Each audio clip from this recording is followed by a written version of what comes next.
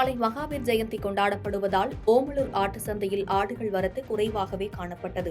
சேலம் மாவட்டம் ஓமலூரில் வழக்கமாக இன்று கூடிய ஆட்டு சந்தைக்கு ஓமலூர் காடையாம்பட்டி ஆகிய சுற்றுவட்டார பகுதிகளில் இருந்து விவசாயிகள் தங்களது ஆடுகளை விற்பனைக்காக கொண்டு வந்திருந்தனர்.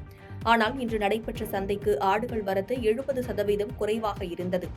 நாளை மகாவீர் ஜெயந்தி நாடு முழுவதும் கொண்டாடப்படும் நிலையில் ஆடுகள் விற்பனை வெகுவாக குறைந்தே காணப்பட்டது. வழக்கமாக ஆட்டு சந்தையில் 1 கோடி வரை விற்பனையாகும் சூழ்நிலையில் இன்றைய சந்தையில் 25 லட்சம் ரூபாய் அளவிற்கு மட்டுமே விற்பனையானதாக வியாபாரிகள் தெரிவித்தனர்.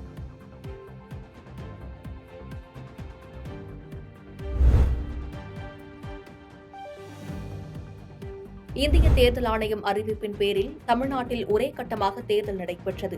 அதன்படி தமிழ்நாட்டில் முதல் நாடாளுமன்ற தொகுதியான திருவள்ளூர் நாடாளுமன்ற தனி தொகுதியில் உள்ள 20,85,991 வாக்காளர்களில் பதிவான வாக்குகள் 14,23,885 ஆகும். அதன்படி மொத்த வாக்குகள் சதவீதம் 68.26 பதிவாகி இருப்பதாக மாவட்ட தேர்தல் அலுவலர் பிரபு சங்கர் தெரிவித்தார்.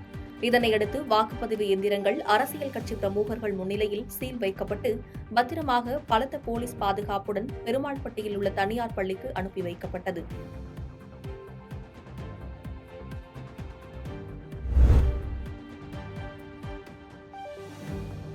செங்கல்பட்டு மாவட்டம் அச்சரப்பாக்கத்தில் நால்வரால் பாடல் பெற்ற சைவ திருத்தலமான ஸ்ரீ இளங்கிளி அம்மன் உடனுறை ஸ்ரீ ஆச்சி ஈஸ்வரர் திருக்கோவில் உள்ளது. இத்திருவிழாவில் கடந்த தமிழ் புத்தாண்டு அன்று கொடியேற்றம் நடைபெற்றது. இந்த நிலையில் திருக்கல்யாண உற்சவம் 7வது நாளான இன்று திருத்தேரோட்டம் நடைபெற்றது. இதில் பக்தர்கள் ஏராளமானோர் கலந்து கொண்டு தேரை வடம் பிடித்து இழுத்தனர்.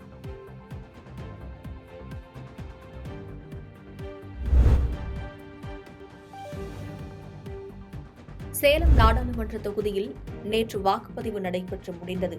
சேலம் நாடாளுமன்ற தொகுதிக்குட்பட்ட ஓமலூர், எடப்பாடி உள்ளிட்ட 6 தொகுதிகளில் மொத்தம் 78.13% வாக்குகள் பதிவாகியுள்ளன. இந்த வாக்குப்பதிவு இயந்திரங்களுக்கு வாக்குச்சாவடி மைய முகவர்கள் முன்னிலையில் சீல் வைத்து வாக்கு எண்ணிக்கை மையங்களுக்கு கொண்டு செல்லப்பட்டது. அந்தந்த வாக்கு எண்ணிக்கை மையங்கள் அருகிலேயே வாக்குப்பதிவு இயந்திரங்கள் பாதுகாப்பாக வைப்பதற்கான ஸ்ட்ராங் ரூம்கள் அமைக்கப்பட்டுள்ளது. தொடர்ந்து ஒவ்வொரு ஸ்ட்ராங் ரூம்களுக்கும் துப்பாக்கி ஏந்திய 2 துணை ராணுவ படை வீரர்கள் பாதுகாப்பு பணியில் ஈடுபட்டு வருகின்றனர்.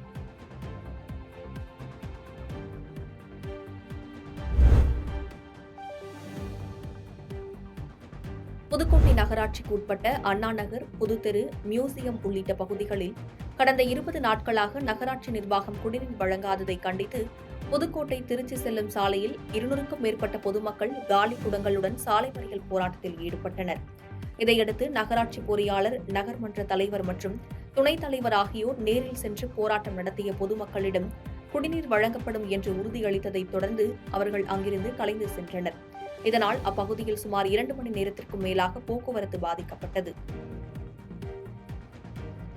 பாதகம் செய்பவரை கண்டால் நாம் பயங்கொள்ளலாகாது பாப்பா, மோதி மிதித்து விடு பாப்பா, அவர் முகத்தில் உமிழ்ந்து விடு பாப்பா. அண்மை செய்திகளை உடனுக்குடன் தெரிந்து கொள்ள இணைந்திருங்கள் இயம்நாடு தொலைக்காட்சியுடன்.